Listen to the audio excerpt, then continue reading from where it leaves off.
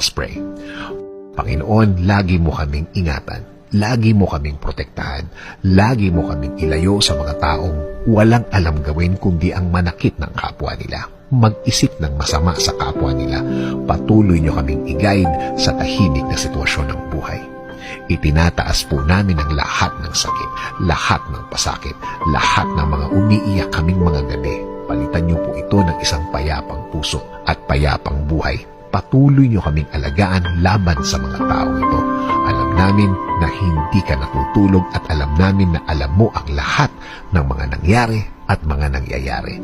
Alam namin na makukuha ng mga taong ito ang kanilang dapat na kalagyan. Sa ngayon, sa iyo kami, Lord, huhugot ng lakas, kakapit at maniniwala na ang lahat ay maaayos, ang lahat ay magiging tama. Nangangako din kami, Panginoon, na mananatili kaming mahinahon